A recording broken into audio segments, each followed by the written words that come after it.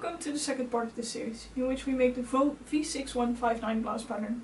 In the previous part, we cut the paper pattern pieces, cut out the fabric, and inserted all the buttonholes by hand. In this part, we're starting on the actual sewing. So, enjoy!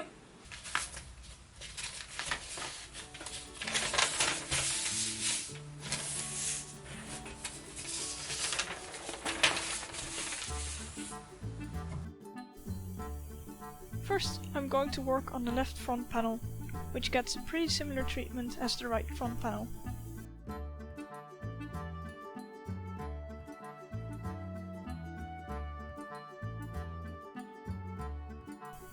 The facing is folded in along the stitching lines, after which it gets a quick press.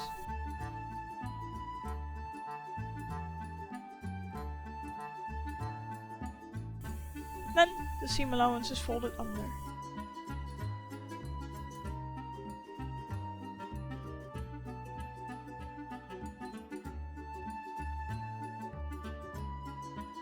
And after another quick press, we can paste it in place.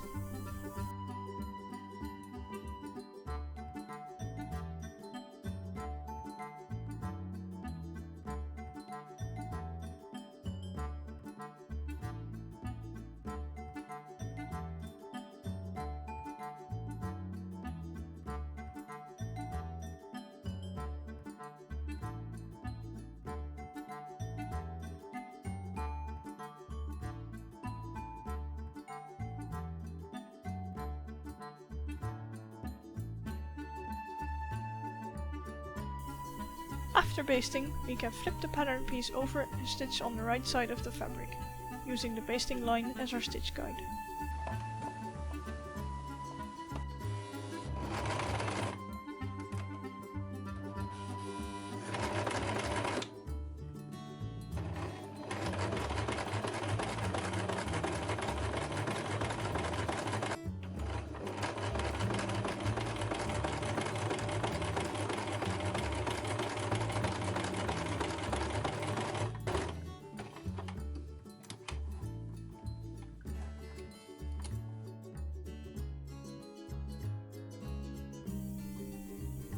Here I can show you the magic of the thread tracing. Because I thread traced through both pattern pieces at once and left long loops, I can now pull the pieces apart, cut all the threads, and then we have two individually thread traced pieces.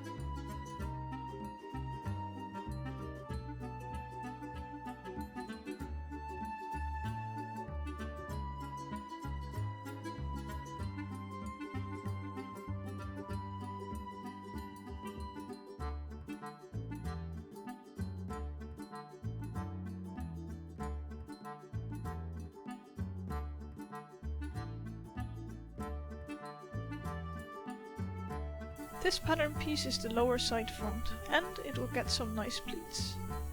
To make these, I fold the fabric so the thread traced lines lay atop each other, and the thread traced circles align.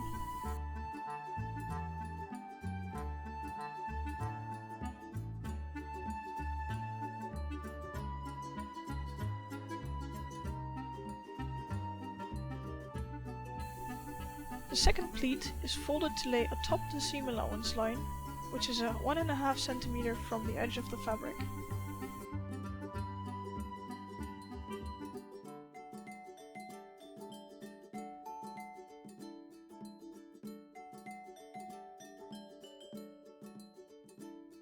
These pleats are then pressed and basted in place at the top. They will be stitched in place later.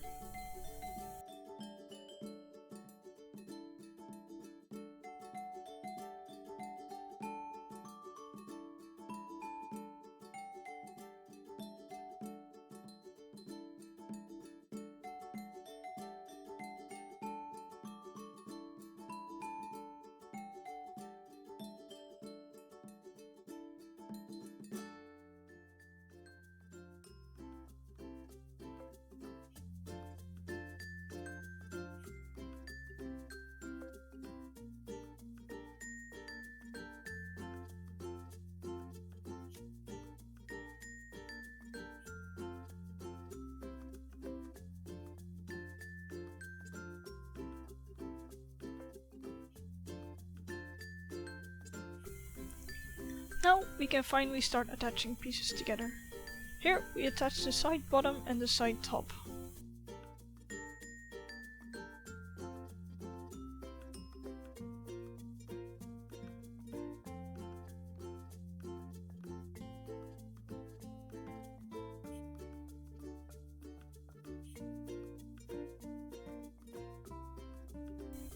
Because this is a pretty straightforward seam, I was lazy, so instead of actually basting before machine sewing, I used pins only.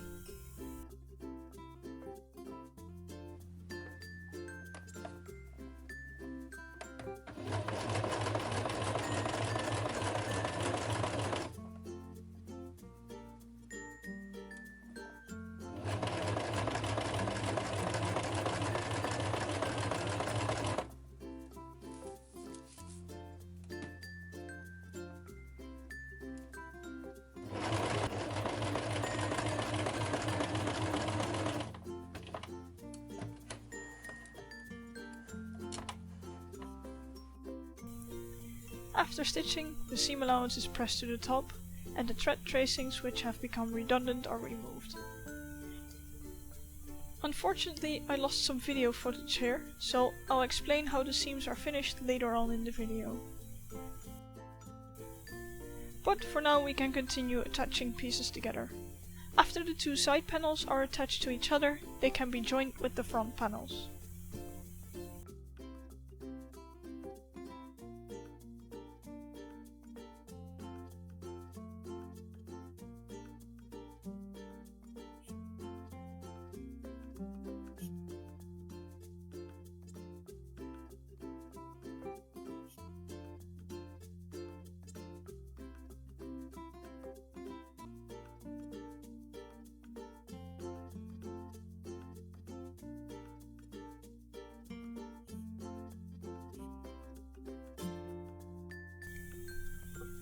Because this is a pretty fancy blouse, I decided to also finish the seams neatly.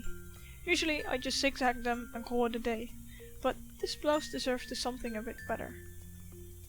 I didn't look up this kind of seam finish and pretty much just tried something, so I might be doing something weird or unnecessarily complex, but feedback or a name for this kind of seam is always welcome.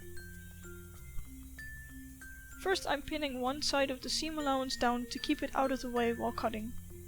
The unpinned seam is then trimmed down to approximately half a centimeter.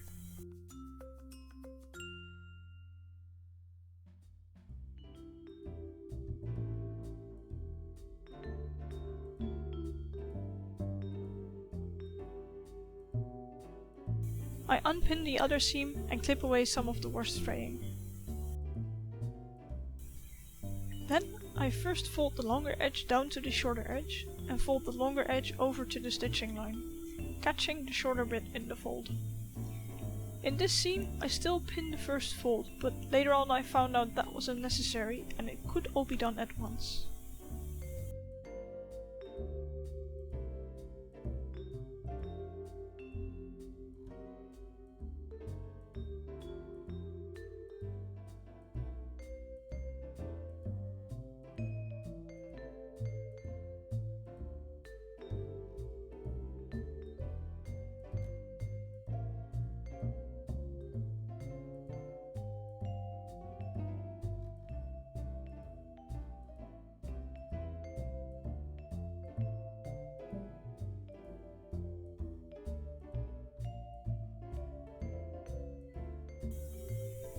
The entire folded seam gets a nice good press and it is then stitched through the seam allowance only. This way we get a nicely finished seam allowance without having any stitching showing up on the outside of the garment.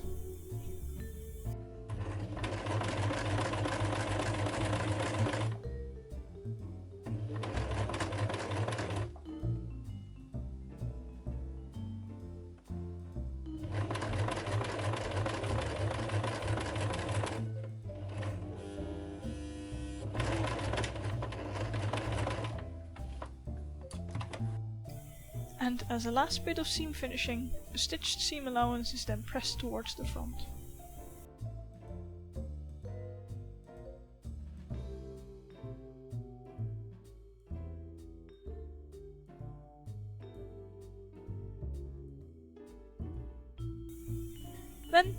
we can pretty much repeat all these steps for the back of the garment. The lower side back is pleated and pasted into place. This is then attached to the upper side back. The seams are finished with the folding over method.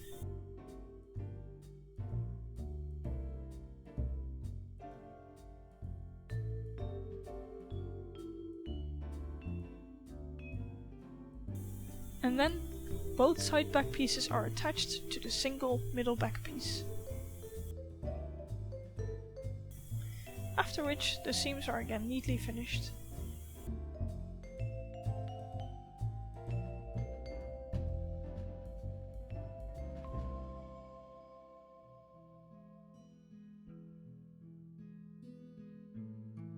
We now have half a completed back piece, as the bottom is done, but we are missing a top. So for that we will be attaching a yoke. The yoke was cut twice, but we are starting with this single first yoke piece, which was pinned and then basted to the top of the back. Here no sewing machine was used, as the permanent attachment of this piece will come later.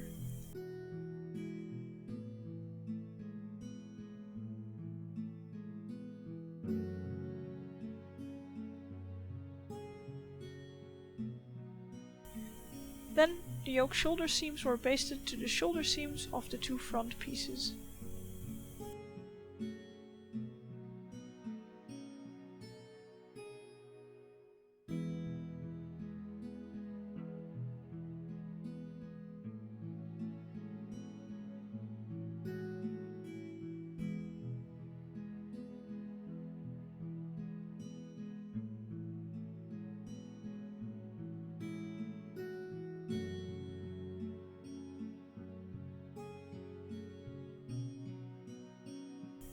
After that I grabbed the other yoke piece that will be used as facing.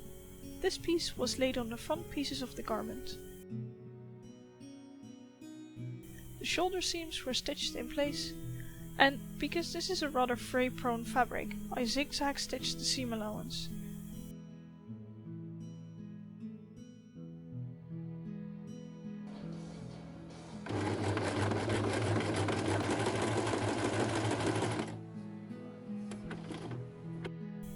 After which the yoke can be pressed over and the seam allowance is neatly hidden from view.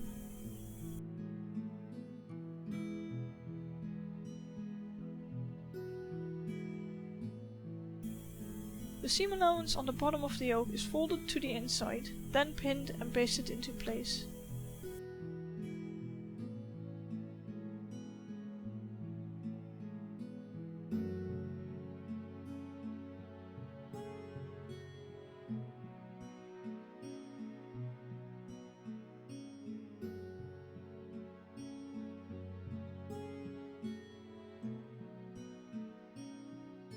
After that, it is hand stitched in place with a slip stitch. This again is new for me, as I have never slip stitched before. The idea is to pick up only a few threads of fabric on the outside, thus making this stitch not very visible on the right side of the garment.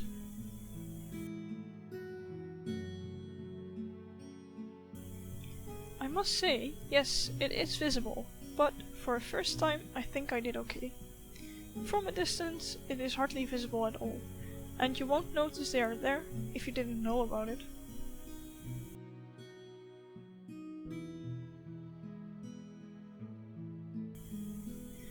This is the moment where I bought a nice tripod for my camera, so hopefully the video will be a bit more steady from now on. It also saves me from having to balance my camera in peculiar ways. Garment wise, this is the moment where the side seams come together.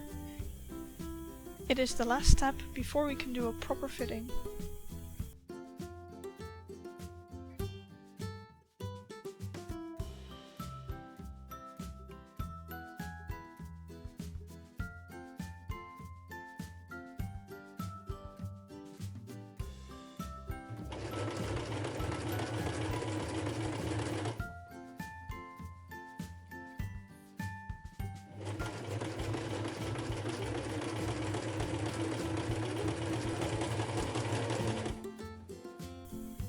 After sewing them together, these seams are again finished in the folding over way.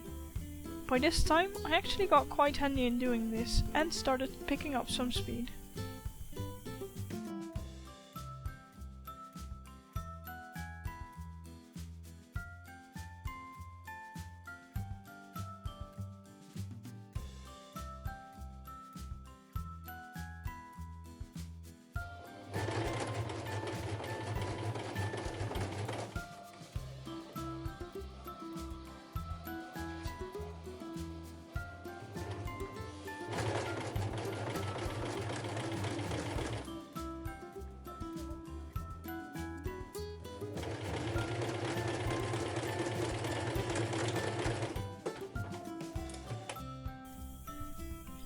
And with one last press, we are finally ready for a test fit. So here we are with the bodice completed. I quite like the fit. It's still going to change a bit with the sleeves getting in, which means the arm sides will get a slightly different fit because the seam allowance gets taken away. Yeah, for the fact that I didn't make a mock-up, I think it fits quite nicely. I mean, the pleats are nicely in. I mean, it already does some sort of whoosh when with the pleats. Yeah, so I'm quite happy with, and yeah, basically that. Thanks for watching. I hope you enjoyed it. If you'd like to see some casual hand stitching with piano music in the background, please stay. My boyfriend was playing piano while I was doing some hand stitching, so I'll add some of that after this part.